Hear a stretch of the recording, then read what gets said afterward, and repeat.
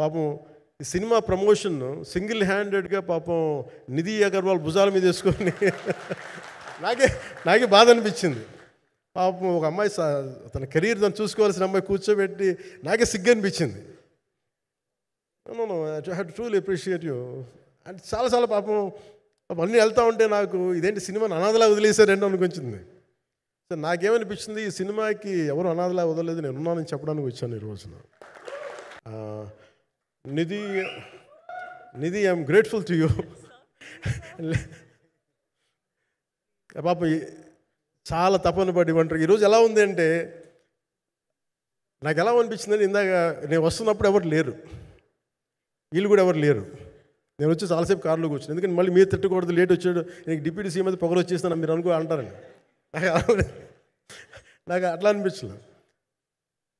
నాకు first time ఎందుకు media నాకు ఎందుకు అలవాటు పోయిందంటే, నేను వచ్చిన కొత్తల్లో ఈ జ్యోతి చిత్ర సితారా పేపర్స్ ఉన్నాయి.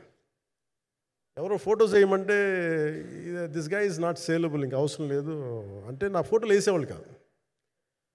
సో నాకేమనిపించింది, సరే ఇంక నేను ఈయన కాడికి నేను ఏమి అంటున్నాను నాకు తెలియదు అని చెప్పేసి మా నిర్మాతలు కూడా ఉండేవాళ్ళు కాదు. సో నాకు పబ్లిసిటీ లేకుండా సినిమాలు రిలీజ్ అవ్వడం అలవాటు అయిపోయింది నాకు.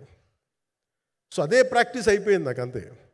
మళ్ళీ కూర్చోబెట్టి మీరు ఏం మాట్లాడతారు, మళ్ళీ అది ఇటు తిరిగి వస్తుందని చెప్పేసి మిగతా అంత నాట్ టాకెటివ్. మీరు సినిమా పొలిటికల్ ప్రాసెస్కి వచ్చేటప్పుడు నేను ఏదైనా మాట్లాడగలను, కానీ సినిమా వచ్చేటప్పటికి చాలా ఒత్తిడి తీసుకోవాల్సి వస్తుంది. అంటే ఎంత కథ చెప్పాలి, ఎంత కథ చెప్పకూడదు, ఈ మాట అద్భుతంగా ఉందంటే ఏం అద్భుతంగా ఉందని మళ్ళీ తిడతారు. తర్వాత 100 ఆలోచనలతోటి స్లో డౌన్ అయిపోతాను.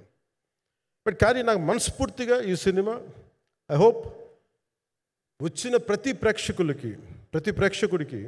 ప్రేక్షకులందరికీ కూడా ఒక మంచి అనుభూతిని ఇస్తుంది. నేను మనస్ఫూర్తిగా నమ్ముతున్నాను. ఖచ్చితంగా అలాంటి అనుభూతిని ఇస్తుంది.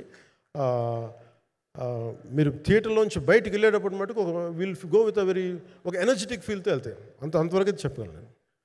ఎందుకంటే నేనే నమ్ముతాను, సినిమాకి వెళ్ళేటప్పుడు సినిమా ఒక స్టోరీ చెప్పినప్పుడు నా జీవితంలో చిన్నపాటి ప్రభావం చూపించాలి. అలాంటి ప్రభావం, అలాంటి ఎనర్జీ ఇచ్చే సినిమా అవుతుందని మనస్ఫూర్తిగా నేను ఆశిస్తూ మీ అందరికీ ప్రత్యేకించి మీ అందరికీ పేరున ధన్యవాదాలు తెలియజేస్తాను. ఇంకా మాట్లాడాలని ఉంది కానీ సాయంత్రం ఈవెంట్ ఉంది కాబట్టి.